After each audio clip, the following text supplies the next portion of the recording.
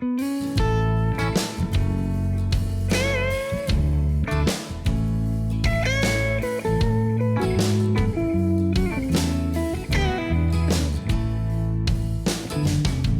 these Biloxi blues, it happens every night. Almost every night, yeah. And I ain't never met a riverboat dealer that could ever be a friend of mine. I have not. Summer heat never treats me kind. Or a leaves lawyer. Trouble on my mind. So I'm bidding farewell, putting in my notice, and I'll see you at another time. Sing it.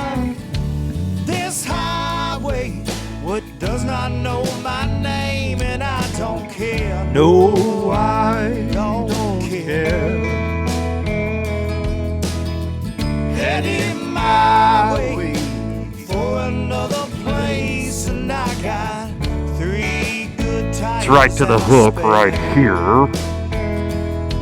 Just a white line gypsy getting out of Mississippi with just enough gas to get there.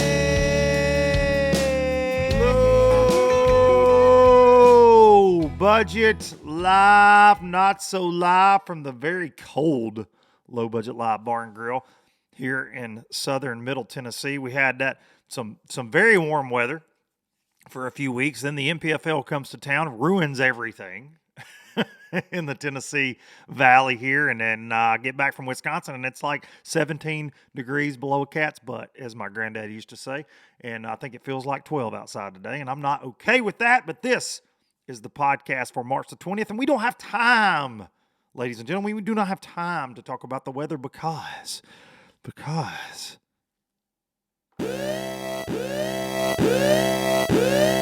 it is the Bassmaster Classic Week. This is the podcast for Monday, March the 20th, and we are there. It is the week. It is the week that we all wait for. So I get zero sleep. I will not have a voice. I'll be stressed, but I'll also have a lot of damn fun with you. Knoxville, Tennessee, this week, it all goes down. This is your last reminder. We are going to do a live, 2 different times. Once in the Express Boats booth at 1 p.m. there in the Classic Expo, all set up on an express boat. We're going to have a lot of guests, revolving door of guests. Who knows what all is going to happen there, just to be honest. And then it's going to be a great time like it always is. A lot of giveaways there. And then Saturday night, the Hill Bar and Grill, March 25th, Saturday night, 7, 8-ish. Lots of special guests. Myself, Shannon Wheeler, we're gonna hang with you low-lifers. We're going to give some stuff away. I'm hearing there could be some LOB jigs given away from the folks at Baitworks. There's going to be the W sauce. There's going to be a lot of things going on there. It's a tailgate throwdown parking lot party there at the Hill. Keep up with my social media, Facebook and Instagram this week for all the up-to-the-minute updates. And if you're at the show, I'll be at the TH Marine booth. I'll be at the Garmin booth. I will be at the Express booth. I will be all over the place. Primarily TH. I'll primarily be posted up at TH like always. But come see us there, Bassmaster Classic. It's going to be a great, great week. Cannot wait to see all you low-lifers there. But tell everybody, man, we're wanting this one to be the biggest one yet. The Dallas version, the Fort Worth version, and the Birmingham versions of the Low Budget lives were amazing. Had a great time at the Greenville Classic last year in the Express booth. More of the same this year to be expected. All right. It's good to be back in the bar and grill, man. To be honest, I hate air travel, and I got to share this with you. I know a lot of y'all come here for the fishing takes and whatever. Y'all know I share my life with you as well. We're, 200 plus episodes deep into this little fishing podcast that could, and so much fun for me to get to share my life with you, and it's cathartic. It's therapeutic to get to do that. So MPFL this week at Pickwick. Congrats to Brandon Perkins on that. We'll get more into that later, but huge win, wire to wire on his home pond, bookend 24-pound bags. My home lake as well that I have enjoyed my whole life, 40 minutes from the house, and I had to go to Wisconsin to commentate it, okay? That's just the situation we're in. Bass does it that way. MLF does it that way. Nobody broadcasts from the event anymore. Cost, quality, lots of different reasons, right? Lots of different reasons. So I had to go to Wisconsin. And we've added this new weigh-in show, which if you missed it, great time with Fat Cat. We'll probably get fired over it sometime. It's kind of an uncensored, we bull crap about the weigh-in the background. And great time, man.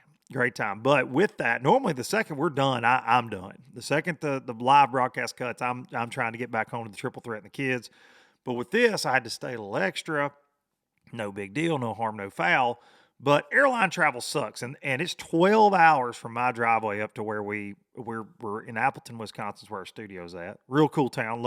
I love spending time up there, other than their weather this time of year. And I typically fly into Milwaukee and have to drive up. It's like an hour and 40. I rent a car and go up. It's not an easy place to get to. There is an airport in Appleton, but you'd be better off riding a horse and buggy than trying to get there sometimes with the flight schedules and things around my life, right? Around my schedule. So I flew up Southwest direct. There was a zero chance of getting to do that coming back home. So I flew Delta coming back, which I hate. I don't like Delta. I don't like American. I don't like, and Southwest can kiss my ass too. A lot of times, air travel sucks.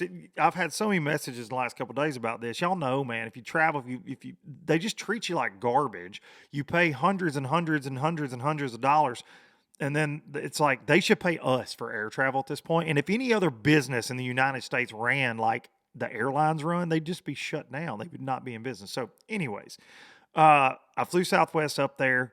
But my thing with Southwest out of Nashville is I get a lot of direct flights, right? I don't have a lot of connections. So I know if I get on this damn plane, I'm going to where I'm going. You know, I hate connecting. I hate connecting through Atlanta, Chicago, whatever the case is. I hate it. My whole career.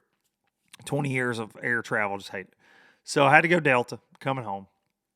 Early morning flight, like a 7 a.m., but I had to be there at 5, you know, whatever. Turn in the rental car. And we get on the plane like 6:50. Milwaukee, Wisconsin now. Keep this in mind, Milwaukee, Wisconsin. It's cold. It's like 10 degrees with a wind chill below zero up there.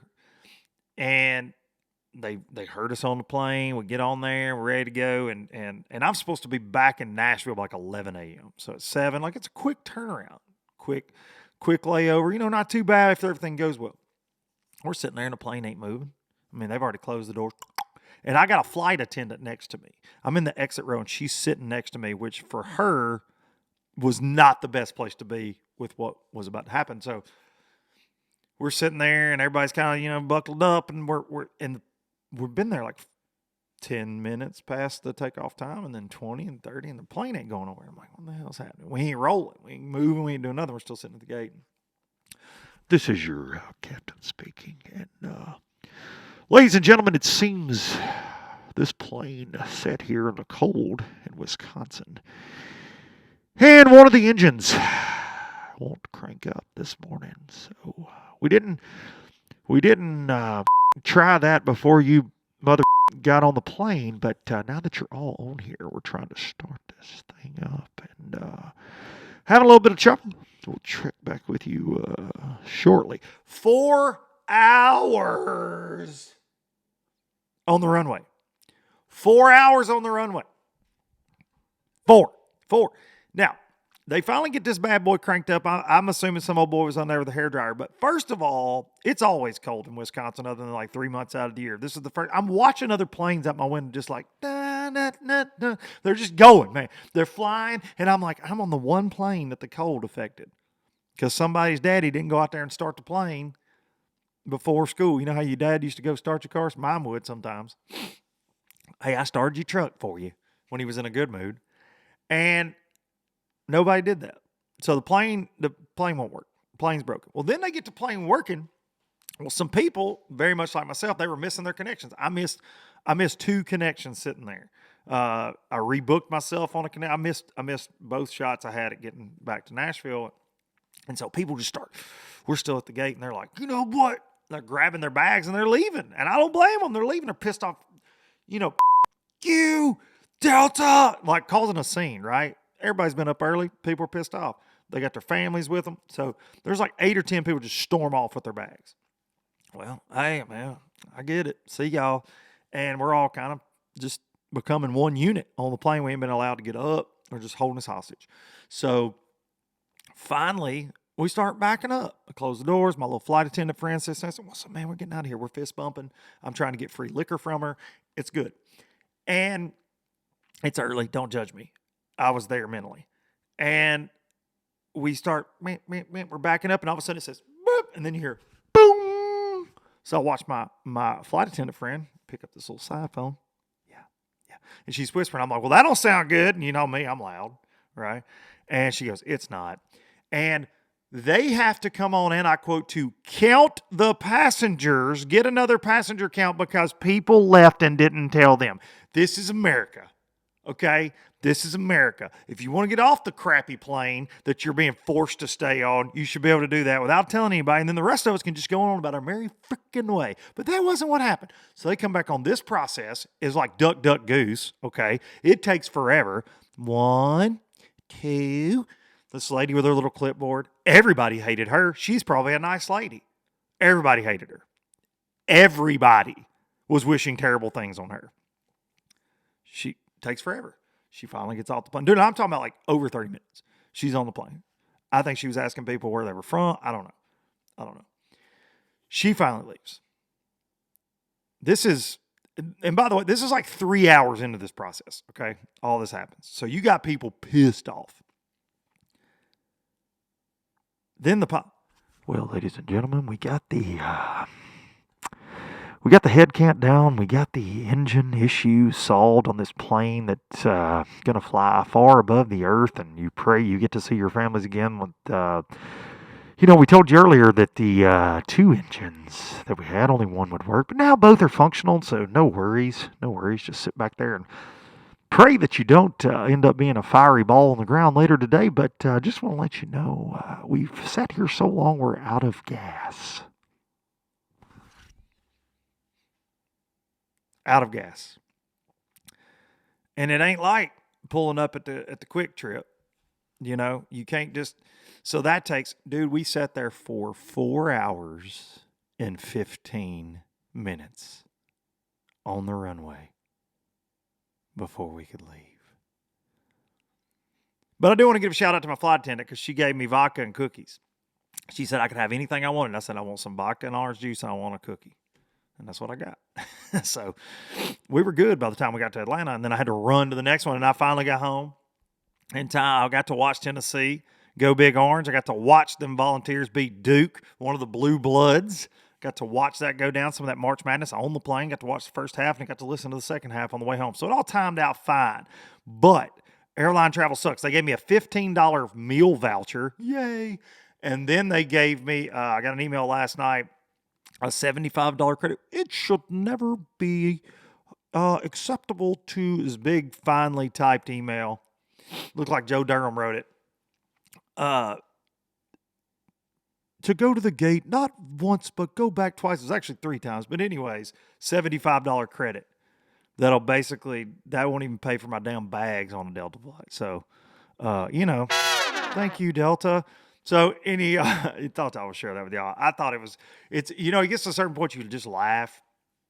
It was just, you just laugh at some point. But the flight attendant, I was giving her all she could handle. Me and another smart-ass redneck across the Alps trying to get back to Atlanta. We were on it, man. It was a good time. But, glad to be home, man. I hate air travel. Gosh, I hate it. And I normally drive. I've driven up there to the studio a few times, but, man, life's so busy that the convenience of being able to get there in a couple hours normally is just better. The direct flight from Nashville up there is like an hour and a half. I'm there, boom, we're in a car, boom. But it's man, air travel these days, pain in the butt. Like I said, if any other company operated like that, they'd be out of business. All right. Speaking of companies that do it right, they do it right for so many reasons, but mainly they do it right because they are supporters of this program, the Low Budget Live podcast. And we're going to start with StarTron, Starbright, kicking ethanol in the teeth, that good old StarTron enzyme powered fuel treatment. Ethanol's bad, man. 10% of that gas, gas that you get at the pump, they got the stickers warning you because it's crappy for your engine. If it sets up over time, for sure. Keep a bottle of this with you. You can get it a lot of places. A lot of auto parts stores, Walmarts, Bass Pro Shops, things like that. StarTron, it will kick ethanol in the teeth. If you're going to store your bass boat for long periods of time, put it in there. But I actually run ethanol. I don't run ethanol-free fuel, I should say. It's too expensive. I'm a cheapskate. I just put the goods in there. the regular 087 and drop me some Startron in there. It takes care of the problem every single time. They have a lot of cleaning products with Starbright, and they will be at the Bassmaster Classic as well. Go see those folks there. Startron kicking ethanol in the teeth. Pro Guide batteries, they'll have a set up there. You can go see all the Pro Guide lithium line up there. If you haven't already, on ProGuideBatteries.com, and use your code LBL10 to save you some cash and tell them you're a lowlifer. But they'll have the whole set up there. You'll get to see the new cranking battery they're releasing. Go check them out at Pro Guide Batteries there at the Classic or ProGuideBatteries.com. Last week, something I didn't mention, my boys and I, we got to go down just for like a day and a half to Smith Lake in the cold and smash on them on an LOB jig and smash on them in the Express. And it was a good time, but we didn't get to charge our batteries and fished in the wind. We stayed at a hotel, long story. But anyways, I'm just always impressed, man, whether it's and I'm still running the AGM cranking battery. Have not got my new lithium put in yet. I just haven't had the time to install it. But those lithium trolling motor batteries, like, I'm just blown away. And the wind ripped 20 to 25 both days we were there. Day and a half on the water probably, but man, we were in it. And I'm just always impressed. Just every single time, putting them to the test, they hold up. So Pro Guide Batteries, happy to represent that crew there for sure. Baitworks.com, bait-works.com, the official tackle retailer of the MPFL now. It's pretty fun getting to talk about the folks from Baitworks.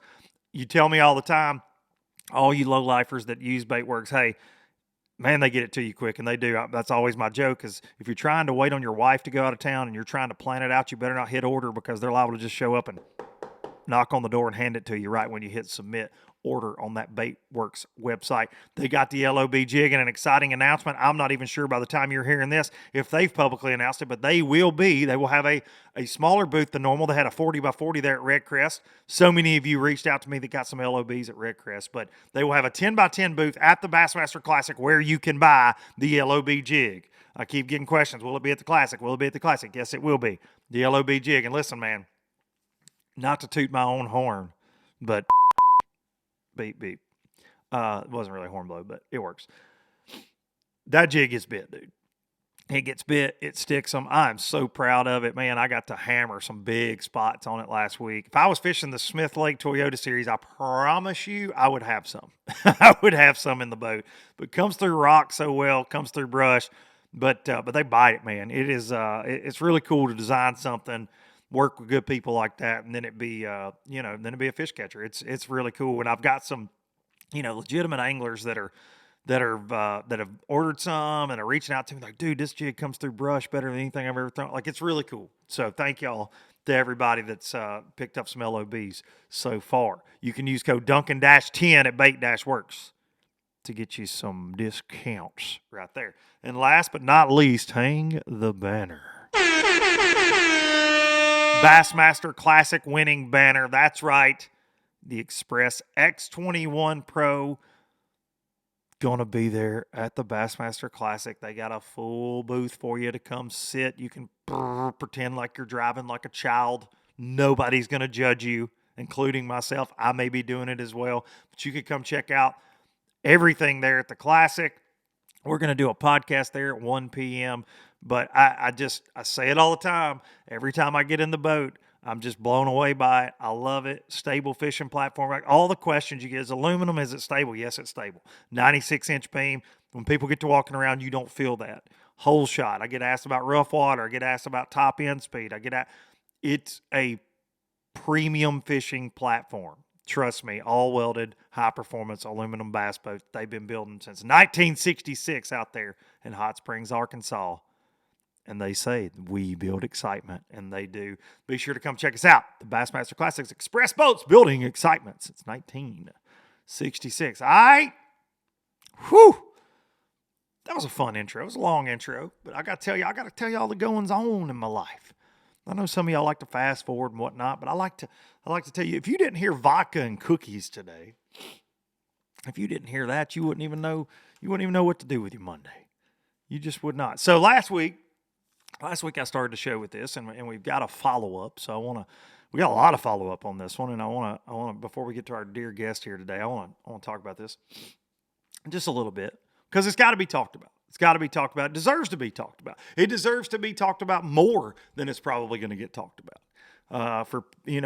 There are a lot of people in the fishing industry that won't touch this for one reason or another. I think the reasons probably go, without saying, especially with the crazy that's been involved with this. But I started last week by saying, if you want to be a pro, you better call Joe. And now I'm like, you set him up, Joe, and fed him right to the wolves. If you like Vern Gosden at all, set him up, Joe, and fed him right to the wolves. So I can't get that low this morning. My bad. But this deal is so crazy, man. Tucker Smith, Bass announced. Here, I'm going to pull up the press release here, which, by the way, very hard to find on their website. Hank's my boy. I love the folks at Bass. This thing's buried. They did send out a press release. It was on Angler's Channel. Wired to Fish left it up for 5 minutes and then deleted it, but then did leave up his statement once he released Tucker released his statement that he definitely made, his statement, and they left it up. But on Bass's website, you got to go all the way to the opens page to find it. It wasn't front and center. And here's where I take issue with this. Y'all know Trey Swindle's my guy. Trey Swindle's a good kid, does things the right way, and was DQ'd over the insurance deal. Cost him a trip at the Bassmaster Classic, potentially. It was his fault. He stood there, took it like a man. But you had Hank Weldon making videos about that with explanations, and you had articles and things. And with this, it's just not the case. And I think we know why. I think it goes without saying why. You got a lawyer sniffing around this, trying to get attention. You got a lawyer threatening people and acting like a maniac, like he did on the water, allegedly, right? Allegedly.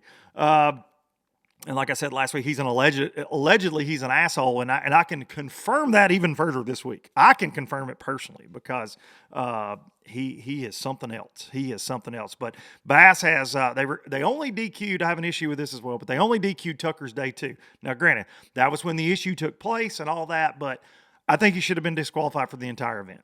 I do. He's staying at this guy's house. This happens on day 2. The guy in the video very clearly says, I've been running off people all day. Like, there are things that lead your mind to go, well, was he doing this on day 1? How's this? I mean, you know what I'm saying. And that's speculation, total speculation. But I don't like the ruling. It's only day 2, which now means if Tucker were to win one of the other tournaments, he gets to go to the Bassmaster Classic. And I'm sorry, this year he should not. Even if he wins the next 50 tournaments in a row. Tucker's a good angler. This thing stinks. It smells like a skunk, period. End of story. It's been blown up, and you can tell people don't buy it. You can tell people don't buy it, man, from the comments. And look, like I said last week, been around Tucker a few times, think he's a nice young man. He's learning a valuable lesson. I hope the main lesson is you better be careful who you rub elbows with. You better be careful. His statement was, statement that was very professionally written. It looked like a LeBron James PR team was sending something out. It's bass fishing. Give me a break, man. Make a video. Own up to it. Do it yourself. It was very, in my opinion, it was not written by Tucker. It wasn't. And I think everybody agrees with that for the most part. But here we go. Bass officials announced today, this is the press release, that after an extensive investigation and appeals process, and it was, I know a lot of folks close to this, Tucker Smith's day 2 catch from the St. Croix Bassmaster Open at Lake Eufaula has been upheld. Smith finished the event in 7th place, which takes him out of check range, gets somebody else paid up that deserved it. But it says the disqualification, this is where it kind of gets fuzzy, the disqualification was handed down based on the violation of the Angler Code of Conduct, Section 7 of the Bassmaster Open Series rules, which lists among the examples of unacceptable behavior by competitors in bass events, and in quotes, interfering with a fellow angler's ability to compete. Now, Tucker's statement says there was no hole sitting involved. Okay, maybe not. But... And Tucker's statement also says, I had no idea, this man did this, and however it read, I don't have it right here in front of me because I laughed when I read it. But here's where Tucker's not innocent. And a lot of people are saying, man, he's a kid, and he's a kid. And maybe he did not know his buddy was going to be all up in his business on this spot. And damn sure wouldn't be caught on camera, right? But here's my issue with Tucker. I think this is a lot of people's issue with Tucker. Tucker knew this happened. He knew one of his fellow competitors that's right there in that same age range as him was harassed by this piece of garbage. He knows that. He knows that. He watched it. In the video, he's over his shoulder. Okay? He watched all that. He didn't bring that up to anybody. He didn't bring that up to Bass. And he posts that night, 26-pound comeback on you, fella. Life is good. He was okay with it until the smoke started rising and this thing called legs, okay? Then he gets disqualified. Now he's got to release a statement. So that's where Tucker is in the wrong here. Regardless of what happened on the water, that's where Tucker is in the wrong because he could have at any point went to Hank Weldon and said, hey, man, some things happened out there today. And to my knowledge, this did not happen. Maybe it did. To my knowledge, and I know a lot of things, Joe, didn't happen. Okay? Didn't happen. And the way this has snowballed and why I say, you set him up, Joe, and fed him right to the wolves, is because this dumbass, this lawyer, comes out after being on camera Monday following the event and releases I would never whole sit video. I've known this young man. I consider him like family. I will swiftly prosecute anyone that shares this video through discovery. And if you've ever hired me, I'm a litigator. I am the litigator. Joe Durham. With some cool sunglasses sitting on a park bench. I'm paraphrasing. But he posted a video, and now the video's gone. I still got it. But the video's gone. A lot of people have it. But he does this video response to try to protect him. And then Joe this past week decided, after I called him an asshole on here, he sends me Facebook messages, which I shared. Told me he was disappointed in me. Of course you did not have me on for my side of the story. I am very disappointed in you. Does not surprise me. Which is taking a shot at me like Joe Durham knows who I am. Like Ryan Ingram knows me, right?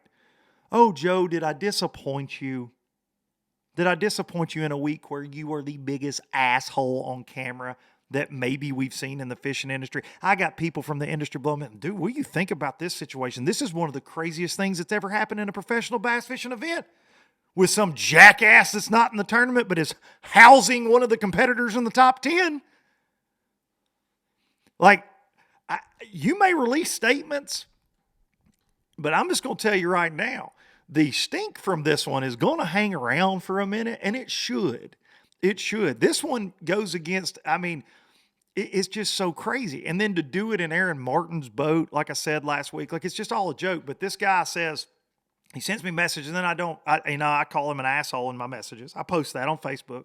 A lot of people joined in the fun. Well, then Joe, he just, like, he keeps on messaging. I said, he keeps on commenting on my Facebook post. I'm like, hey, man, put your phone down.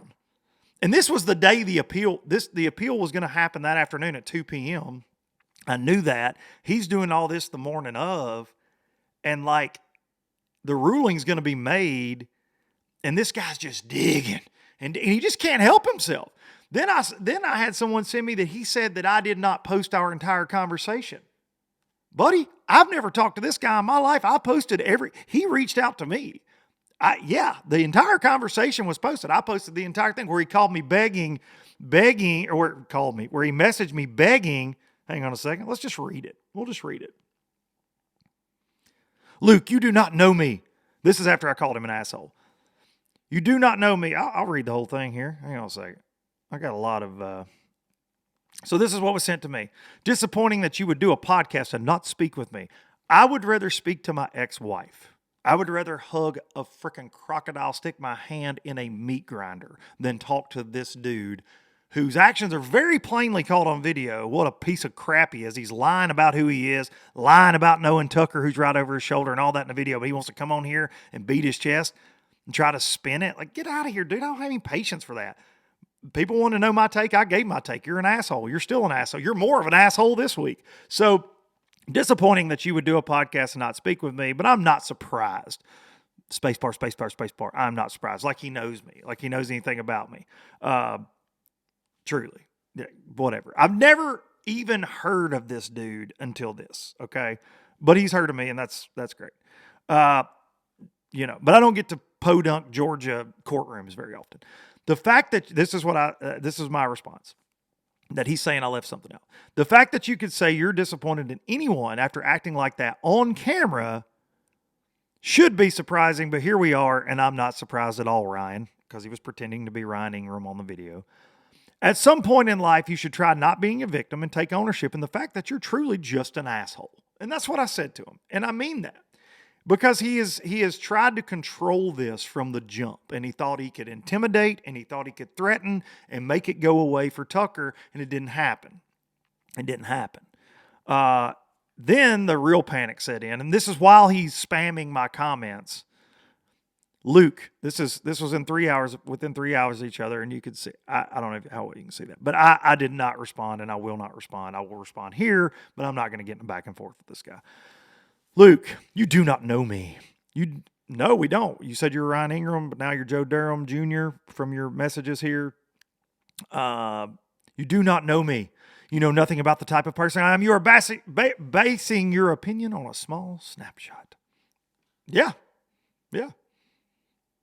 You may give puppies mouth to mouth at the local humane society, bud, but the one snapshot I've got of you and the multiple people that have reached out with alleged encounters of how you act on the water, coupled with, buddy, you go through those comments, there ain't nobody like, leave Joe alone. He's a great guy. I've not read one.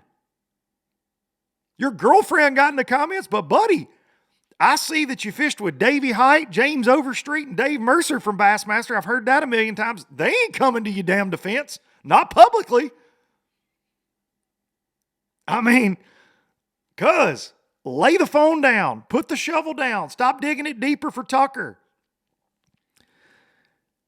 The conversation continued with Joe. Have you never made a mistake? Have you never done something you regretted? And I dare say I have. I want to say, did Joe regret this before or after he knew it was caught on camera? Because Tucker didn't regret it. He didn't regret it at all. He's like, 26-pound comeback. What? On Instagram. 7th place fish. Great job, bro. You're the next phenom. Blah, blah, blah. In the comments, all of this happened that day. It was multiple days later that the regret came out. Set in. Like, give me a break, man. Was born at night, but not last night. How do you know how I feel?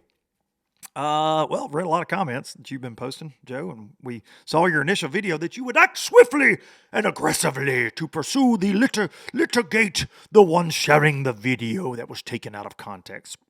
Was it? All I'm saying is that you should not make blanket statements based on a singular snippet of time. Well, here's the thing. I did make a blanket statement, and I stick by that blanket statement on March the 20th that he is an asshole. And then after I didn't respond to that, he says, hey, Luke, can we talk? This man, and I posted and said, somebody get their dad out of my DMs. Because here's the thing, like I told him, and he's like, you're scared of me. This doesn't fit your narrative. And narrative for me is a very funny word in this one. Because if anybody knows anything about a narrative, it's Joe. Because Joe was trying desperately to control the narrative to save face, not only for himself and scare people from talking about it, but for Tucker. Period. End of story. Didn't work out for Tucker, and it's not working out for you. Joe, please leave social media. Stop commenting on this incident. If you're an ambulance chaser, I'm sure there's some coming by the one horse town right now that you live in. Get out of the bass fishing world. You are not relevant other than this moment, and other than winning some local tournaments on Eufaula. Nobody gives a damn about who you are. You are an asshole. Period. Allegedly an asshole. I have to say that for legal reasons. Allegedly, you are an asshole. And the interesting thing, this one article I'm reading, this is bassfan.com right here. Bassfan.com. I like this take. Little of the specific evidence that Bass used for the initial DQ ruling or the upholding of it has been made. Now, this is Bass Fan, not me. I like to say that, but this is public.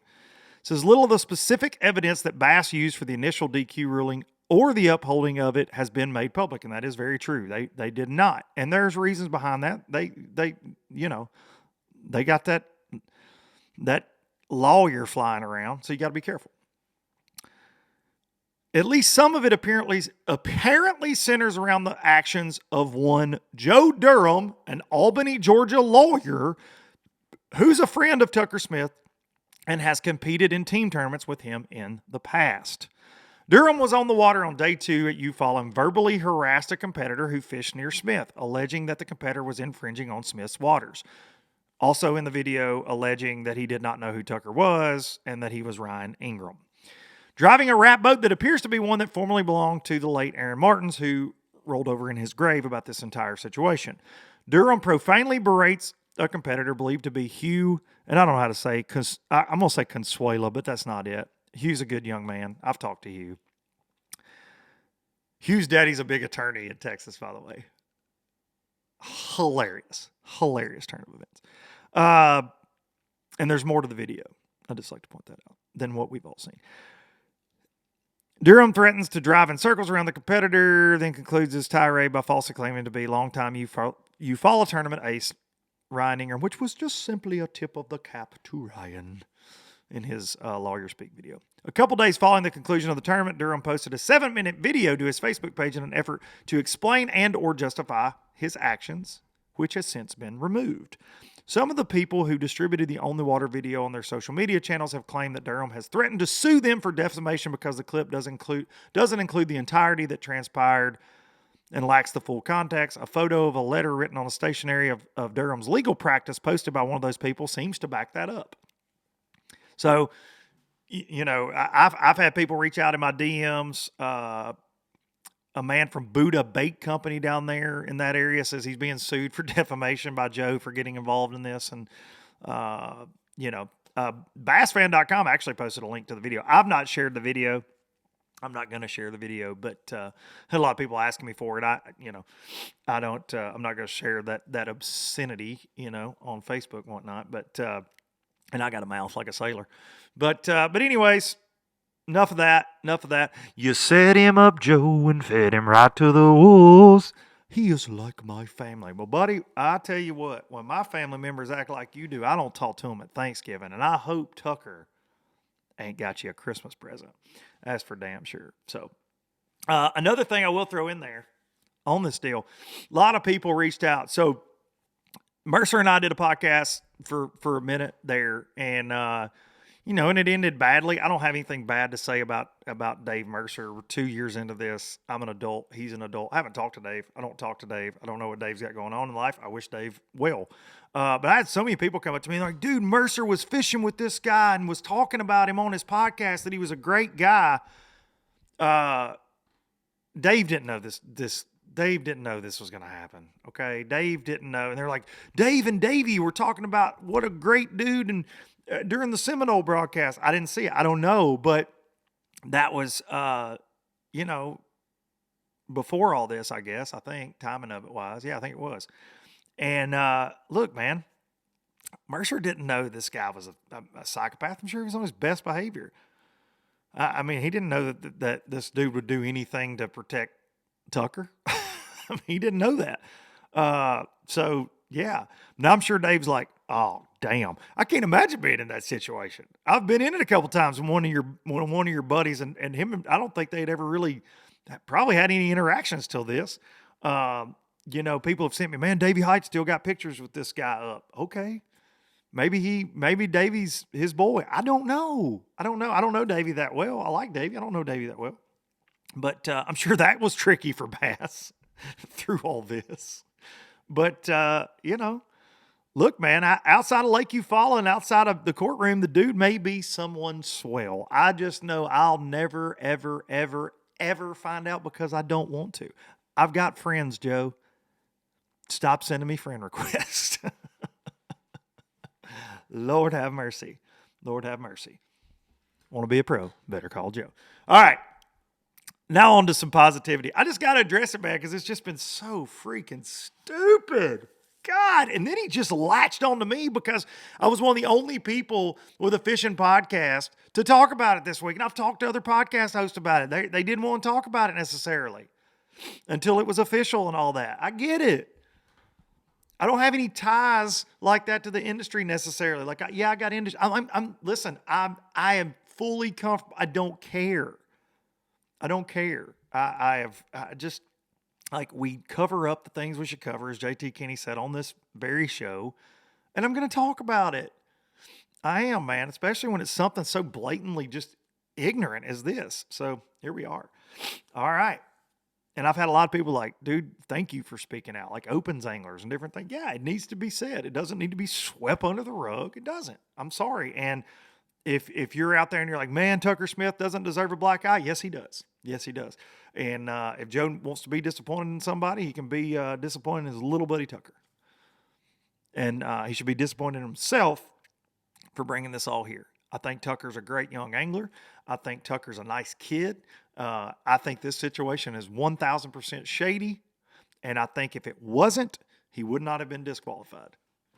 Period. End of story. All right, moving on. We missed Redcrest. Missed it. Missed talking to the winner on here. The timing of it with all's the going on I had going there. But I wanted to give a big shout out to Brian Thrift, man. I am a Thrift fan. Consider the dude a friend. I've known him many years. Very, very good dude, and obviously a Lake Norman absolute stone cold killer. I enjoyed the hell out of Redcrest watching it go down. It was intense. Alton Jones Jr., man, I was really pulling for AJ, though. It's kind of like David versus Goliath when it comes to Thrift and AJ there. But great event. Dakota Eber had another great event there. Edwin Evers had a big one there. But it was fun to watch, man. Swim baiting and it was just a good tournament. And Norman's a great playing field for that kind of event. They announced they're coming to Birmingham to Lay Lake, which is going to be very fun to watch. And then they're coming to Huntsville, right? Not too far from home, but they're going to fish out on Gunnersville. So 2024, 2025 Redcrest have already been announced. Those are going to be good ones, like April, I think, for Gunnersville. That's going to be a lot of catching going on for there. But Thrift, $300,000 to the good. After that, and he won the very last Forest Wood Cup. Rest in peace, the Forest Wood Cup. And now he's won Redcrest. 2 big old trophies on the wall for Thrifty, and he's one of the best to ever do it, man. That's all you can say about the guy. He's one of the best to ever do it. But congrats to him. And man, I loved seeing Matt Lee in the mix in the top 10. Had a chance there, and Matt's such a good dude. And I would love to see him get one of those dadgum BPT trophies this year for sure. All right, MPFL. Thanks to every single one of you out there that watched us on live this past week. Myself, Fat Cat Newton. Appreciate y'all. A lot of good feedback, and pulled it off again. Another event. Year 3's kicked off. Only 76 anglers fishing with us. They gave away $100,000. Brandon Perkins from Counts, Tennessee. I've had him on the show. Won in our inaugural season there, 2021. He wins again. He wins $100,000. He caught bookend 24-pound bags to win, 66 pounds. I think he won by 13 pounds. It was a very, very, very stingy Pickwick. Like, the home pond was stressful on those cats. But it was fun watching it go down. It was like watching paint dry, too, at times, because the fishing was just a grind. You would get these little flurries in the morning where most of the weight would get caught, and then it was just like, nickel and diamond after that. But congrats to my boy Dustin Wilkie. Dustin joining us this year. I think he got out of there with like a 12th place. We had a young man, Hayden Hammond, a 17-year-old fishing with us this year. He had a great event there. Got a check. Very fun to watch. Timmy Reams, who, if you watch us at all, is one of our names. He's like a Keith Carson, Bryant Smith from last year. That is, he finished second, comes back, catches 24 pounds on the last day, ends up finishing the event in second. He almost won the Progressive AOI last year. I'm telling you, if you haven't watched us at all, these dudes, I think the field this year is smaller but stouter. We got John Cox, Patrick Walters, who both, and I think this speaks to the legitimacy of what we're doing, they both skipped the first day of official Bassmaster Classic practice to fish Pickwick, to fish the final day. And Patrick got a check. I think he finished, I forget where he finished, actually.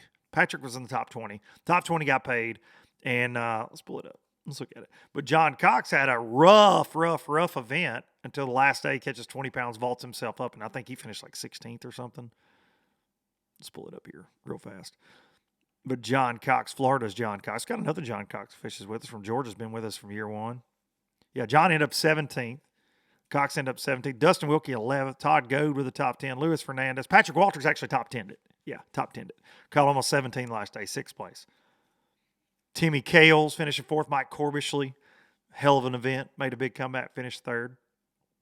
Awesome event, though, all the way around, man. Quentin Capo got paid up down there. Lindale Martin, Daryl Robertson, some just fishing veterans fishing with us, like Forestwood Cup champ Daryl Robertson, Lindale Martin, Bassmaster and FLW veteran.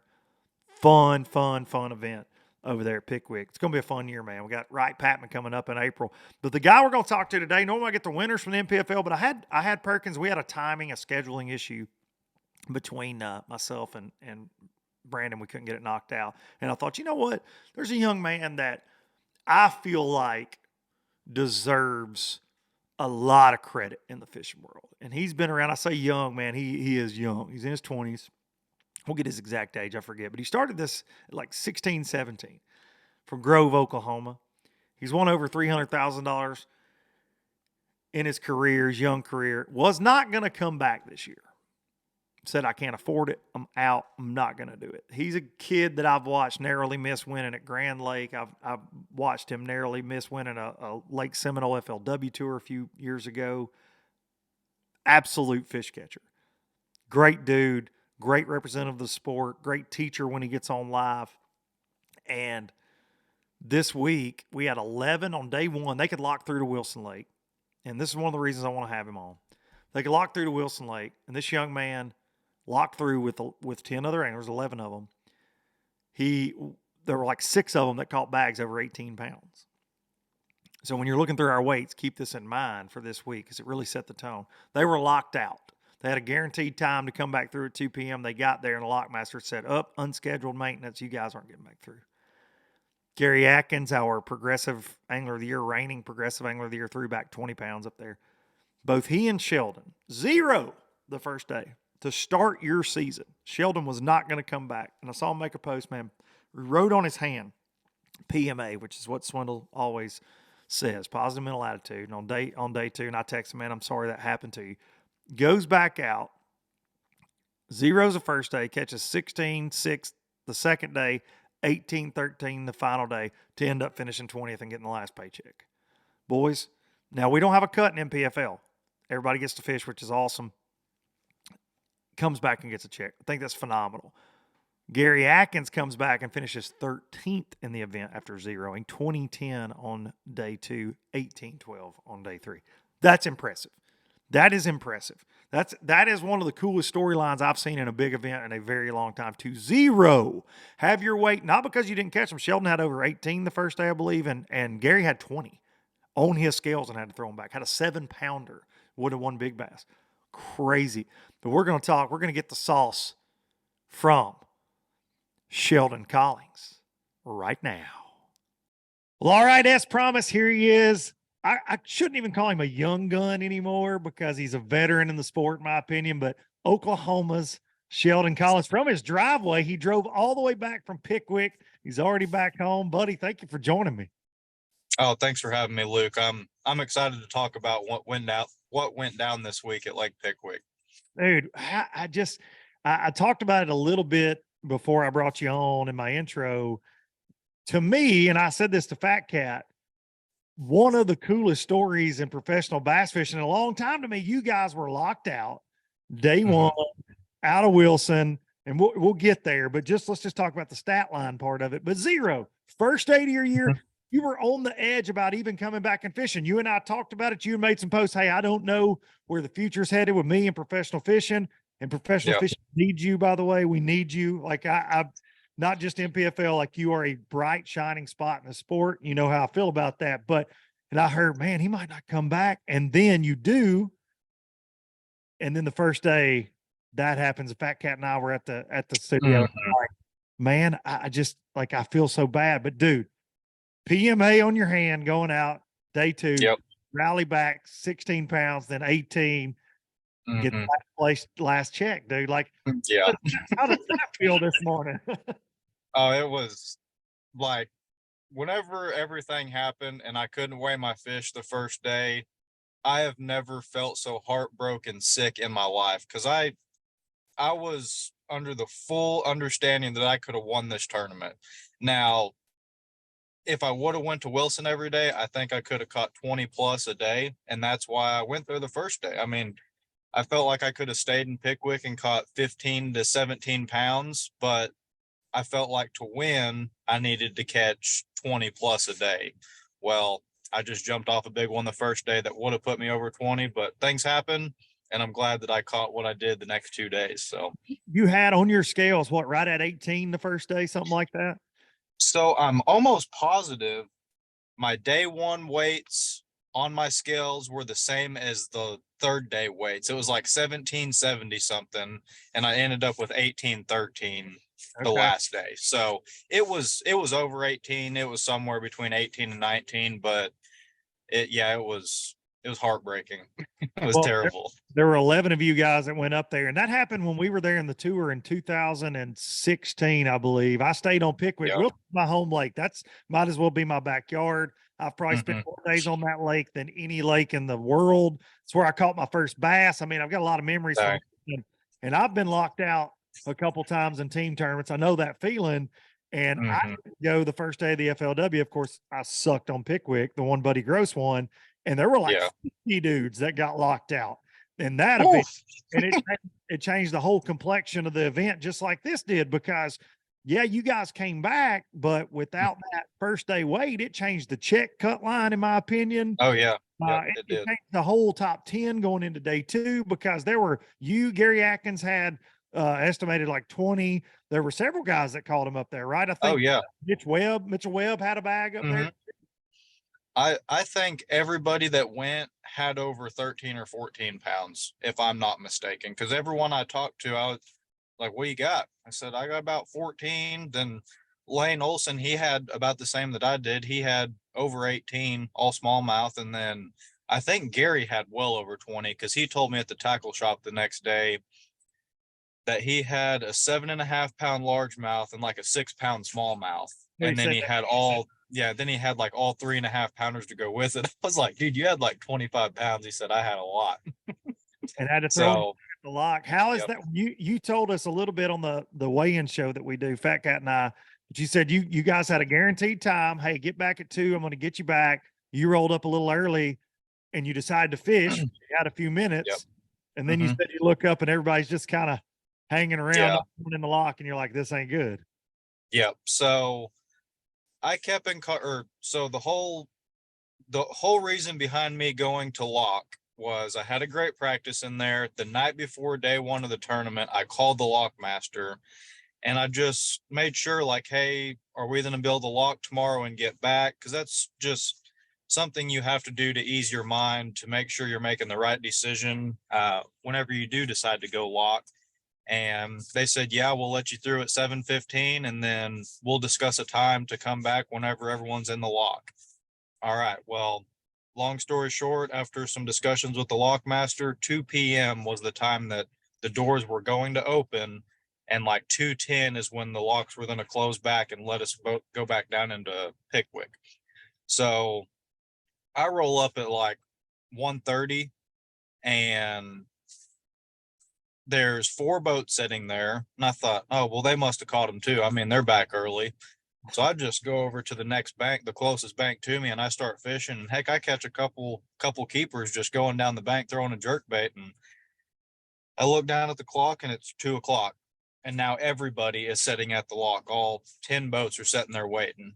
And I was like, maybe they're just running a little bit late. So I fish around the corner and I go back into a pocket and I looked down and it was 2:15. I thought, ooh, I better get going before I miss this lock. And I turn the corner and the gates are still shut and everybody is still floating around out there. And I knew that it was not good. Like whenever I turned the corner and seen that, it was like someone shot my puppy dog. And it was the worst feeling ever. I thought, we ain't going back. And sure enough, as soon as I pulled into all the boats, they said, well, hopefully you didn't catch anything. I was like, why? Well, they're doing an unscheduled survey and they won't have the lock open for a couple more hours. Oh my. And like it was everything I had not to just start crying, because it was, like I said before, I was under the like, oh, I was convinced I was going to win the Pickwick event. Like, maybe not blow it out of the water, but I felt like I could have competed with Brandon Perkins every single day from what practice I had at Lake Wilson. Well, Wilson had been fishing really good, and I know Yeah. Fact talked to you. He told me, he goes, dude, Sheldon. We were texting going into day one. He's like, Sheldon is as confident as I've ever seen him, man. He's really looking forward to this one. And you know what's Yep. what's interesting for me though. Think about this, and we can woulda, coulda, shoulda to death, right? Yep. I said Exactly. Mm-hmm. Gary Atkins makes a comeback. He ends up like 13th or something. Yeah. He fishes Pickwick the last 2 days like you do. He catches 20 pounds and 18 down there. And I'm Yeah. like, because we're like, well, if they Yeah. had the day one weight from Wilson, this would have Oh been yeah. a ball game. I'm like, but would they have stayed on Mhm. Pickwick, and how would it have gone on Will? Like, you never See, know. yeah. So That's crazy how it worked out. I was thinking the same thing. Like, maybe this all happened for a reason. Like, maybe we all would have busted them the first day, and then maybe the next day we all would have got locked out. True. Like, you never know. So Yeah. everything happens for a reason, and I feel like it happened to me personally because I just feel like this. I know it sounds crazy, but maybe this needed to happen to make me a better angler, because like I made a post on Facebook after all this happened, I've been working on the positive mental attitude for a long time. And I promise you, Luke, if this would have happened last year, I would have snapped every single rod that I owned at the lock and threw everything in the lake, done, put it on the trailer and went home. But I just got to thinking on the way home that maybe it happened for a reason. Like, now I know that positive mental attitude is a thing, and I think it's going to make me a better angler for the rest of the season and years to come. Let's talk about that, because I feel like early in your career, when did you start? How old were you when you started the FLW tour? You were young pup. I think I was 18 when I Yeah. fished the tour the first year. Yep. And you're like me, you run a little hot at times. You can run a little Oh yeah. hot. And I think when you were Yeah. younger, you would wear your heart on your sleeve a lot more. I do feel like that. Yep. And having to getting to know you better in the last few years through MPFL, you've matured, and that happens in life, right? As you go along. And I Yep. feel like your fishing's gotten a lot better. You were great then, but I think you're more consistent now. The Yep. highs and lows are a little more even in the standings, right? I was looking before you came on. I mean, dude, you're talking 4 top 10s with us over 3 seasons. A couple that weren't top 10s being like 11th and 12th and 13th, right there. Yeah. You have won in the first 2 seasons, not counting this check, $122,000 with the MPFL in 2 years. But out of those 4 top 10s, 2 barely second place finishes, once to Patrick Walters, 2 last year, dude. I mean, Yep. so, but you've had, what was it, Winnebago, you had fish die. You had a fish care deal going on that cost you a top 10 there. There's been Grand Lake, we're just giving you the trophy, man. And then Taylor Watkins ended up winning. You've had adversity, and I think it speaks volumes to where you are right now, not only as an angler, but a person. Overcome a 0 day one. You want to get the season started right, a championship in the wings this year. We're picking you to win Angler of the Year like we always do. And then it just crashes on day one. And I'm like, we're going to find out what Sheldon's made of. And dude, so great. And for me, I got all choked up. Your dad, we got to see it during the weigh-in. Your dad calls, and Big Al's like, well, answer it. Yep. Answer it on stage. And he says, you've been to the BFL All-American, son. You've done so many things. You almost won an FLW. You were great on tour. But I've never been more proud of you and your fishing than I am right now over these 2 days. And I was like, hell, I'm proud of him. Like I would, Yeah. dude, that is, I don't think in tournament fishermen, which are a lot of the low lifers that listen to this, they understand that, dude, it is not easy to bounce back from a bad day in a multi-day tournament. It's just not. Oh no. No. And to have it be just that much worse where you didn't go out and not catch them. You did your damn job. You just couldn't get them back to the tank. That part of it is like, what? Because there was some limbo on whether or not you were going to come back. So I know you had to be going through that like, oh my God, here we go again. So to come back Yeah, we're not interviewing Brandon Perkins this week. I love Perkins. He won. Mhm. Man that finished 20th is a story to me. And dude, it's awesome having you back. So and I know we tried to talk about this a little bit on the weigh-in show. You've got this new deal and you got the hat on. I know you can't talk too much about it, but there's something cool going on. Travis Jewell, who's another MPFL angler, you made a post a week before Pickwick, sponsorless. And my wife actually asked me last night. She goes, "So is Sheldon? Is that just kind of is that like Ricky Bobby with the cougar and the meat?" Yeah. She's like, "Did he just do that?" And she's like, "Because it looks awesome, like it stands out." I said, "No, it's a company. It's a thing that's coming. Can you tease it a little bit to low lifers what sponsorless is going to be?" So sponsorless is a web-based business, and it is going to be. I can't go into big details on it yet, but You'll lose your sponsorless sponsor before the sponsor comes out. yeah. So the best way to put it, we're going to build an angler website, and he's going to profit money off of that website without having to go and beg people for sponsors. So instead of saying, so how it all came about was I made a post on Facebook before I got to sign up for the NPFL, and I said, getting sponsors is so hard to do. It's ridiculous. You just can't do it anymore because there's so many pro staffer guys out there that are doing twice as much work for a 5% discount, and they're not cutting people $15,000-$20,000 checks. Now, people think, oh, well, it's easy to go get $1,000 check here and a $2,000 check there. Yeah, it is, but I'm talking a $35,000, $50,000 sponsorship, a title sponsorship. Yep. It's one of the hardest things to do. And I made that post on Facebook, and it was 4 days later. Travis Jewell sent me a message. He said, "Sheldon, give me a call. I have an idea for you to fish this year." And it was a 3-hour phone call. He put everything on the table, told me what it was about. And I thought, dude, this is awesome. Like, I think this is going to be one of the greatest things that has ever happened to the fishing industry. I'll put it this way. It doesn't matter if you're Kevin Van Dam, if you're Brandon Perkins, or if you're a guy that fishes buddy tournaments every other weekend on Grand Lake. You can use this website to your advantage and make money on it. So well, I think I have a lot of, you've listened to the show.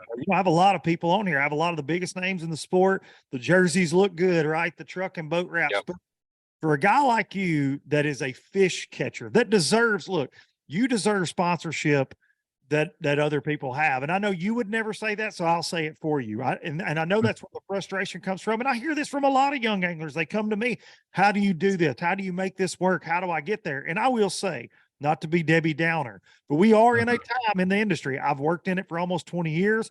I've chased professional bass fishing quote dream since I was 12. I've seen it change. I've seen it change with veteran friends of mine that have made a fantastic living through sponsors to know what they live now. I've seen it where young guys that come out and set the world on fire. Brian New, think about Brian. Yeah. Dude, he goes into the freaking elites with nothing basically on the boat. It's a damn shame. The guy's one of the best fishermen that we will ever see, most likely. Like, I agree. He was before he got to that point. And I talked about this a little bit when I had Brian on a couple years ago when he first started. Then he wins the first elite, which is just hilarious to me. I had people going, "Oh, who's this Brian New guy?" I'm like, really? People in the industry, like, you don't keep up with what's going on, but this guy made a TikTok video, so we're going to give him, 10% off. And it is frustrating because we have, like you said, the discount pro staffers, and there are probably a lot that listen to my show, and I'm certainly not kicking you in the nuts. Yeah. There's nothing wrong with it. Nothing wrong with getting a discount and things like that. But what the industry has exploited are these of people that will do something for nothing. And it in a day where this right here, social media, they can fill up a social media feed with the same post, get some more bang for buck instead of giving Sheldon 50 grand and all they have is Sheldon's social media. It's a really screwed up way of looking at it, in my opinion, but Yeah. it's how it has changed. So I love that you made that post and that this idea has came from that with Travis because, dude, I see it. People are like, well, I don't know how I could go fish 9 Bassmaster Opens. Hell, I don't know either. I don't. Yeah. I get it, but rolling the dice. I feel like guys like you, my friend Sam George that fishes the Opens, Trey Swindles of the world, these young guys, they deserve to be supported because they're all in and they are the future of our industry. You guys just you are, man. And it's so it frustrates me to see that. Now, look, I work for a company. There are marketing budgets. There are plans that go into play. Look, I see it. I've been in the meetings. Yep. I understand where the decision making comes from on it. But as an angler, it has always, and I'm less of an angler now than I've ever been as far as big tournaments, but it's frustrating, man. And look, and you're speaking to a guy who's been very fortunate when it comes to sponsors. I did know a lot of folks. I had relationships, and whenever I got a little bit of a platform, I was able to do that. But I will tell you right now, I'm very lucky to have the ones I have still for this podcast, but it ain't easy anymore. Yep. It ain't easy. I mean, if this was 10 years ago, I might not be having to sell boat parts the way the industry used to be. Now, yeah, we still had to, hey, you want to see this LED light? Hey, how about a jack plate? Yeah. We got to do that and this and do all the things we do to make a living around here at the Duncan household for sure. But I think it is, and I don't want to discourage if you're in high school and you're listening to this or college, I don't want to discourage you, but it is not, and I think Sheldon will agree with this, the streets aren't paved with gold, are they? Even if you can catch a bass as good as you can, sometimes you don't get the attention you deserve. Yeah. And it's all about social media and how you promote yourself on stage and how well you act after a bad day of fishing. Like that's how you get sponsors' attention. And it doesn't matter if you've got a resume that's 16 miles long with a bunch of wins. Yeah, it's going to help, but it's how you present yourself in front of people. That's how you get sponsors. But the whole deal with sponsorless is you're partnering with people and you don't have to worry about the sponsor side of it. It's going to be interesting too. I'll have to have Travis on whenever the full concept comes out. And it's he's a lot more professional when it comes to talking. He tells me what I can and cannot say, and then I say what I can say and what I can't say. So I'm a Travis Jewell fan too. Fishes, of course, if you join us, you don't know he fishes the MPFL with us as well. He's a great angler. But I found it interesting this week. I was able to go, of course, I commentate the tournament 12 hours from home and Pickwick's 40 minutes from my house. So I wasn't able to be there, but one night, and I went and did a round table with Fat Cat Brad, and we had John Cox and Patrick Walters on, and Patrick was joining us, and we're talking about why MPFL. He fished last year. He did very well. Obviously does well in the elites. He catches them basically everywhere he goes right now. Yeah. The guy's one of the, if not the best angler in the country right now. He's right there. And he said, look, I know people see me on social media. Yeah, I make some posts. He said, I don't make my living through social media. I'm not a social media guy. He said, I make my living with a rod and reel. I want to fish as many tournaments as I can. And John Cox is the same way. And I feel like you're a guy that's like that as well, because you've had to be, right? Like you had to be, because nobody really jumped on the Sheldon bandwagon from that big title. But now with this, you got an opportunity. And dude, your social media game, Fat Cat always says this, it's picked up steam. You do the TikTok stuff, like your content is fantastic. And I feel like you're a very underrated teacher in the sport. Like when we get you on live, the way you break things down, it's like I'm listening to a 60-year-old Denny Brower, dude. Like it really, it's really like we always were like, oh, we're going to have Sheldon. Are we going to have Sheldon? Like we always get excited when it's coming out. Not to just completely kiss your ass on the show, but it's refreshing, man. Cause we do get guys that are like, they don't see anything. And you're like, man, this frog and this area, and this is what's going on. Luis Fernandez is another one that Luis will stop and be like, look at the angle of the bill on this crankbait. Luis, we're like, you're fishing for $100,000. Go back to casting. Yeah, no joke. But it is refreshing though, man. The guys that can teach the youth of the sport, and that's something I see on your Instagram in particular all the time, is you're posting videos of what you're doing. You might blur out the background every now and then. And I ain't Oh mad yeah. at that. But for you, man, speak to, I don't think people realize this year, I think we've only got 76. I keep saying only, but we got 76. We're proud to have all 76, obviously, or we wouldn't have gone fishing this year. That's just Oh yeah. the plain part of it there. This field is stouter this year with a smaller field. I think it's going to be harder to get a check. Now, I'm not Yep. fishing, so I don't know, but looking at the stat line, I think this is going to be the hardest year yet.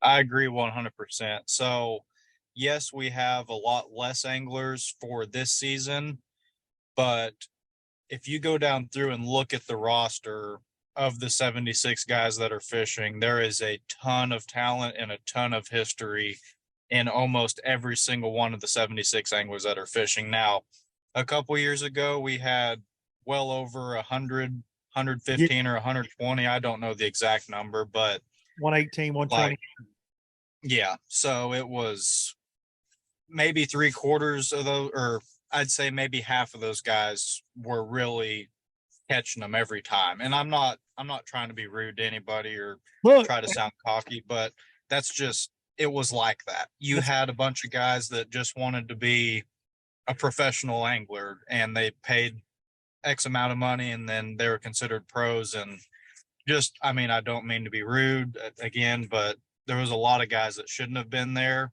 But now that there's 76 guys, I promise you, every one of the 76, they should be there and they're good enough to be there. listen, things tightened up, but you see it. Look, a guy like John Cox, he struggled his ass off the first 2 days, catches a Yep. 20 bag the last day to jump up to like 16th. I was talking, we were texting. He was like, bro, them boys aren't playing around. He's like, Yeah. walk in the park. He's like, Yeah. he said, at the end of the year, if that's the only check I get, he's like, I'm going to beat Keith Carson up for talking me into that. Yeah. Like, Keith, man, Keith so he missed, I think he missed one event last year because of a pro circuit. Mm-hmm. He has gotten a check in every single NPFL we have ever had. Every one of them he's competed in until this week. Wow. And he did I not didn't get know paid. that. Yeah, he did not get paid at Wow. picking. That's a stat, right? I mean, just Wow. and still think about that though. Almost did not win Angler of the Year that first year. And Perkins, had Perkins not broken down on the way back, Keith wouldn't have won Angler of the Year by 1 point that day. And he has to check every single event he's ever competed in until this week. But he was talking, he's like, man, these guys aren't messing around this year. There's a lot of new names. What did you think, being a young guy when you started? I don't know if you got to spend any time around him. I got to have him on camera a couple times. Hayden Hammond, 17 years old, fishing with us, dude, comes out and gets a check, event 1. That is that it just reminds me of me fishing like the BFLs and stuff when I was younger. I mean, to see him do that, I don't know him personally. I didn't get to meet him at all, but just from what I've seen on social media about him, I mean, if he can go out and cut a check his first derby with the NPFL, he's going places. Buddy, Definitely going places. Camera 2 days straight. He was like, on day 3, he's listening to music in the boat. He's just Heck yeah. And I'm like, this dude is 17 years old, and this is not bugging him at all. He's got a cameraman asking him questions. We're asking him questions. No damn's given and was catching them, and has not been bass fishing that long. Like I think he's Really? So we interviewed his dad, and his dad said that they saltwater fished up until a couple years ago, and he kind of grew up fishing, but not bass fishing. He came to his dad, was like, hey, I want to bass fish. And his dad's like, I don't know anything about this. Said the kid has taught basically himself everything. Wow. He's known watching YouTube and fishing. And of course, his dad's supporting him, giving him the platform to get out there. Really cool to see. Cause I heard, hey, we got a 17-year-old coming. You're like, all right. And then first day, there he is, like 6th place. You're like, okay. Yeah. Going into the last day, 5th place, you're like, all right, go get yours, young man. I think he ended up, he slipped a little the last day, but still got a paycheck, top 20, and that group of killers. It's going to be interesting to watch. So something that I noticed that I think I'd forgot about, and I don't do a lot of research on Low Budget Live because I'm a redneck idiot. But I was looking at this. We go to Wright Patman next, and you know a guy that finished third there. Oh yeah. Uh, Yeah. so we caught lightning in a bottle when we went there last. I know we did. I mean, it was as good. That was as good of, and unfortunately, we were right on top of bass being at Lake Fork with live Yep. coverage. What we did that week, I mean, dude, it was one of the most incredible tournaments I've ever witnessed, and I've kept up with this crap for a long time. 3 pound Mhm. average to every fish that was weighed in was over a 3 pound average. Like it Yep. was dumb to take over 15 pounds a day to get a check in a full field that fishes every 3 days. Like, dude, that is everybody's catching them, all gas, no brakes. What will it be like this year? Have you been back since 2021 and checked that place out? So I've only been one time, but I will say it was the greatest week of fishing in my life. You would get, not exaggerating, you would probably catch 20 to 25 bass a day, and it was all super shallow, flip and stick. And I thought after practice, I was like, man, everyone's been jerking on them all week. I'm afraid by the end of this event, it's going to be tough on the last day. And it just got better and better and better and better. So Wright Patman and Texarkana, hands down my favorite lake of all time. But after being there once and going back this year, I don't know how much that place fluctuates, but I will say that it's probably one of the ones that I'm most looking forward to other than Lake Lanier. I'm really looking forward to going to Lake Lanier, but Wright Patman, it's more of an Oklahoma guy style of fishing. You put a flipping stick in your hand and you just put the trolling motor on high and just go fishing. We had high water that event. I mean, we had a lot of things go our way, but I've heard somebody was saying on the weighing in show that the rumor is there's like it's only gotten better, and it's been taking like 25 to 30 to win a lot of local events there since we were Oh there. yeah. So I Mhm. think in Texas, obviously you fish in Texas a lot. They do a great job of their fisheries, and that one's no exception there. Mhm. 70s. Think about this though. It was round robin when we were there with over 100, and everybody's beating up the same. Yeah. We only got 76 this year, buddy. Yeah. I bet like it would not surprise me if it takes 18 plus a day just to get paid. And I mean, we're only paying 20 spots too. So it might take almost 20 a day to get paid. I need to go back and see what that would have been in 2021. You know what I mean? I need to see Yeah, what it would have been at 20th because it was up there.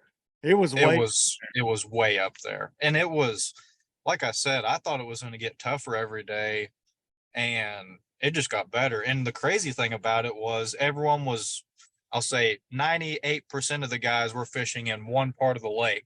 yeah. And you just pull in behind someone and start fishing, and they could have been flipping a Cinco and you could have been flipping a brush hog, and you caught a 5 pounder and he caught a 4.5 pounder 5 minutes before you out of the same bush. It was just like, but at the same time though, I think a reason why it was so good is because the water was so far up in practice and then they started pulling it down. So I think every single day there was more fish coming to the outside line of bushes instead of fish coming up from the main lake to them. It was pulling them out off the bank to where we could actually get to them, because the first day there was places where you couldn't get a bait to, where you knew there was fish back there. You could see them blowing up back there in the trees and in the bushes. But I think come the last day, all of those fish were already pulled all the way out to the outside line of bushes. And it was, like I said, you'd go in behind 4 boats and just get in line and you'd start catching 4 pounders right behind them. The place is incredible. Yeah. Well, speak to a little bit about Lanier. Like, why are you excited about that, Mr. Livescope? So that's exactly why I'm excited about Lanier. And another reason is that was the first tournament that I ever did well in my FLW tour. Yeah, 2019. Like, yeah, 2019. I think I weighed in 18 or 19 pounds of straight spotted bass. Yeah. And I was catching them the old school live scoping way. I was 2D in them on a drop shot in like 60 foot of water. So now having live scope, oh, it's going to be twice as fun. And Sean the tournament director told me that it's fishing better now than it has been in a long time. So he told me that, and I was like, all right, well, we can just fast forward to that event tomorrow if we can. I don't care about the rest of the season. That was So, actually 2018. I was in that Mhm. one as well, and it was like that's always going to, like you're talking about, right? Patman's one of your favorite fishing weeks. That's yeah. going to always be one of my favorite fishing weeks. I stumbled Mhm. a little bit day one, then had almost 17 pounds of spot second day and jumped way up there. But dude, every day in practice, I had multiple spots Oh, running yeah. pattern over full. Like it was the Mhm. craziest week. Michael Brewer, who fishes MPFL, was my Yep. co-angler back then, and he called his dad on the off days like, "Luke's fixing to win this some bitch by 6." Dude, I was fishing so many big ones. He's like, "It's happening, Dad. You're gonna win." And I'm like, "Yeah, I'm gonna win." Then the first day I caught 12 and a half. I never caught a 3 pound Yeah. all day. And I'm like, "Wow." And then I catch 2 Yep. first stop the second morning. I'm like, "All right." Oh, Like man. 4.5 and one right at 5. My first stop the second morning. I'm like, okay, this is how it was supposed to go. But Yeah. the Mm. fall can be a little tricky, but dude, you're right. It's 20 to 23, 24 every week down there right now. Seems like Mhm. it's amazing what's going on. Yep. Yeah. Anytime you can go to a place that, so most tournaments, they're all predominantly largemouth fisheries. Unless you go up north, it's all smallmouth. Where Pickwick, there was a bunch of big bags of smallmouth weighed in. But when you go to a place where it's like, okay, we're going to catch spotted bass, it's just something different. Like I'm from Oklahoma here on Grand Lake, and we don't get to go catch 3 to 5 pound spotted bass all the time. And the first, my PB spotted bass was out of Lanier in practice, and it was a 6.2 on my scales. So like, it changed my whole life going down there and catching those giant spots. But it's just something different that I like to do. I like to fish deep. I like to fish clear water, put a spinning rod in my hand, and now having live scope, I think it's just going to be that much easier on people. Now you definitely don't shy away from spinning tackle, man. You're a big bass guy. See, you post a lot of giants, big swimmers. You like that kind of stuff, but you're certainly not afraid to finesse your whole career. Seems like if you got to pick up a spinning rod, you're not afraid to do it at all. It's always cool to watch because Yep. you're I think that's your age group of anglers. That's the most understated thing. I think people don't realize that you guys aren't necessarily just dialed on one thing. You're not afraid to Yep. go flip. You're not afraid to go throw a Ned rig, Mhm. afraid to live scope. And I think it's why it's becoming increasingly harder to compete a lot of Yeah. times higher level with the influx of younger anglers. Cause man, you guys Mhm. are back in the day, it was like, oh, Denny Breyer's a jig guy. Kevin Van Yep. Dam's a spinnerbait guy, and now it's like you've got to be everything Mhm. to really do well consistently. And you're certainly one of those guys. Any other lake other than Lanier and Wright Patman? I mean, that's we got Pickwick behind us, but Saginaw's, you struggled a little bit there though. Oh man. Yeah, don't get me started on that one, man. That was a heartbreak of a week for me. I think that was one of my worst finishes other than Eufaula the first year of the NPFL that I had. But I totally missed the memo on the largemouth gig. I got there and it was stupid. I went with the mindset that I'm going to go catch smallmouth and I'm focusing on smallmouth the whole week. And that's what I did for 3 full days. Is I went smallmouth fishing and I never found anything. Not I don't think I caught one all week long. I even drove to almost or I don't even know what you call it. Something I think Bay, Patrick ran it. yeah, Thunder Bay. yeah, Yeah. I yeah. drove 4 hours by truck one morning, the last day of practice, to Thunder Bay, and I was just going to get myself around smallmouth somewhere, and I never caught anything. And when I seen the weights the first day, I thought, oh my gosh, I messed up big time. So now I know that, but see, we're going at a different time. So it could be a smallmouth deal, which Gary Atkins wanted on smallmouth, but it could be a smallmouth tournament this time around because we hit it. I think there was still a couple of them on beds that I knew about that people caught. I think they were just in that weird funk where they're transitioning from spawning to post spawn. So, but the largemouth did really well, and I just missed the memo on that. So, That place is something. yeah, Something. It's going to be fun to watch, buddy.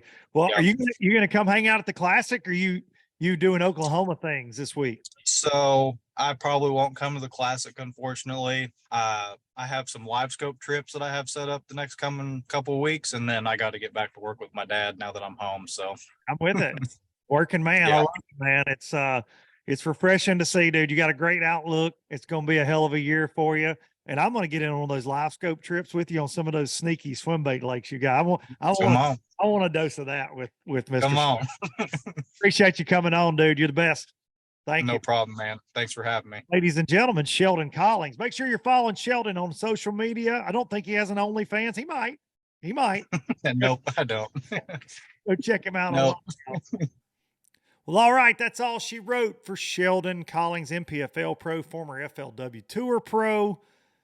Young man's got it going on. And man, it does frustrate me to hear the struggle that people go through in the sponsor game. It's especially when they deserve better than that, because they are certainly they carry themselves well on and off the water. And Sheldon is a guy that he's matured a lot over the years in his angling and his outlook on life. And I think that young man's going to do big things in the sport of bass fishing before it is all said and done. So appreciate him coming on. Appreciate y'all, each and every one of y'all tuning in. Looking forward to seeing y'all at the Classic. I apologize. So I went back and looked. I recorded the intro to this, and before I had Sheldon on, and I'm recording this after I've talked to Sheldon this morning, and something happened with the video clip there, as y'all saw. But appreciate y'all hanging in there. The pre-Sheldon video clip, and I appreciate y'all. Not sure, man. This new camera of mine. I'm not a cameraman. Y'all know that. I'm a one-man band here at Low Budget Live, but we'll get it all sorted out eventually. That's for damn sure.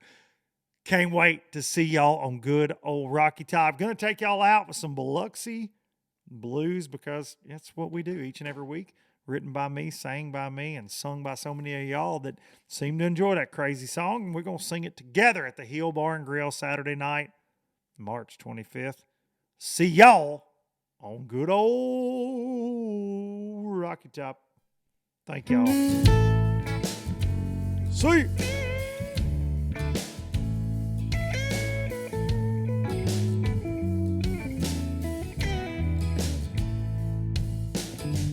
Damn these Biloxi blues, it happens every night. And I ain't never met a riverboat dealer that could ever be a friend of mine. The summer heat never treats me kind, it leaves trouble on my mind. So I'm bidding farewell, putting in my notice, and I'll see you at another time. This highway does not know my name, and I don't care.